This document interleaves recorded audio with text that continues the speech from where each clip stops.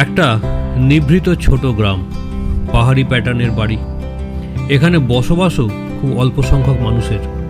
ট্যুরিস্টের ভিড়ও সেরকম হয় না, তাই গাড়ি ঘোড়ার শব্দও তেমন নেই। আছে বেশ কয়েকটা সুন্দর চায়ের বাগান, আর একটু নিচের দিকে গেলেই নিজস্ব সুরে তালে বয়ে যাচ্ছে সুন্দরী রঙ্গিত নদী, আর তাকে ঘিরে আছে অজস্র পাখিদের কোলাহল।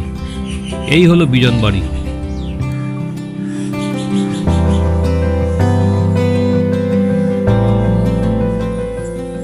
উত্তরবঙ্গ আর আসামের গ্রামের নামের পাশে বাড়ি শব্দটা যোগ হওয়া বেশ কমন। বিজনবাড়ির নামটা যেমন সুন্দর, জায়গাটাও তেমনই রোমান্টিক। এরকম নামের সাথে মিল আছে একটা জায়গা খুব কমই দেখতে পাওয়া যায়। সত্যি একটা বিজন গ্রাম।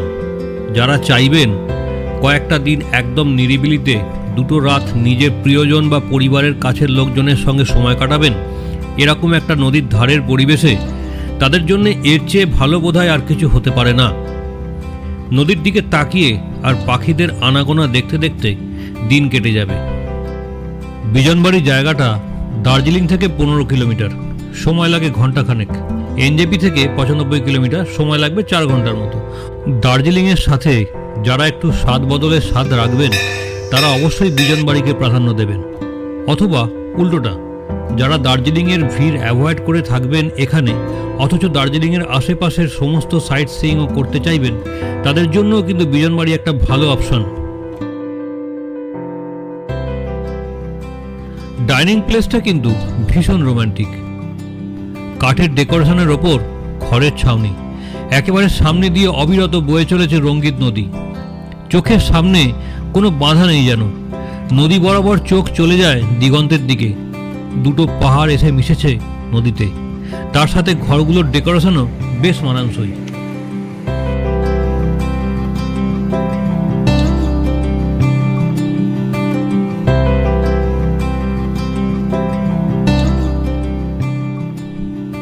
এটা ছোট সুইমিং পুল আমাদের কটেজের সামনেই, আর একদম ঢোকার মুখেই আছে এই বড় সুইমিং পুলটা। পাহাড়ি ডেস্টিনেশনে সুইমিং পুলের কমফোর্ট পাওয়াটা অবশ্যই বাড়তি পাওনা। বড় সুইমিং পুলের ধার ঘেঁষে নদীতে নামার সিঁড়িও করা আছে। জমিয়ে পার্টি করার জন্যে বড় পুলের পাশেই একটা জায়গা খুব সুন্দর করে বানানো আছে। পুরো বাঁশ আর কাঠের ডেকোরেশনের সঙ্গে ক্লাসিক লুক আছে। মিউজিক প্লেয়ার, বার কাউন্টার, বারবিকিউ ফ্যাসিলিটি, আর কি চাই। এখানে 5টা কটেজ আছে, আর আছে একটা ডরমিটরি। 1800 থেকে 2000 টাকা পার হেড পার ডে যদি ডরমিটরি সিস্টেমে বেশি লোকের সাথে শেয়ারিংয়ে এই বাড়িটাতে থাকতে পারেন। আর এর কটেজের খরচ 2500 টাকা পার হেড পার ডে। এর মধ্যে ধরা থাকবে breakfast, lunch, dinner, evening snacks আর লজিং। বিজনবাড়ি পৌঁছবেন কি করে? শেয়ার গাড়িতে এনজেপি থেকে বিজনবাড়ি আসতে পারেন। শিলিগুড়ির মহানন্দা ব্রিজের পাশ থেকে গাড়ি ছাড়ে দুপুর 1টা থেকে বিকেল 4টে পর্যন্ত। নামতে হবে বিজনবাড়ি স্টপে। সেখান থেকে এই রিসোর্ট মোটামুটি 15-20 মিনিটের একটা রাস্তা। লোকাল গাড়ি পাওয়া যায় ওখান থেকে, তবে গাড়ির সংখ্যা খুব কম। এছাড়া দার্জিলিং চকবাজার থেকেও গাড়ি রিজার্ভ করে অথবা শেয়ার গাড়িতে বিজনবাড়ি চলে আসতে পারেন। সময় লাগবে 1.5 ঘন্টার মতো। আবার ফিরে যাওয়ার সময় বিজনবাড়ি বাজার থেকে এনজেপি যাওয়ার গাড়ি যেমন লিমিটেড, তেমনই লিমিটেড টাইম।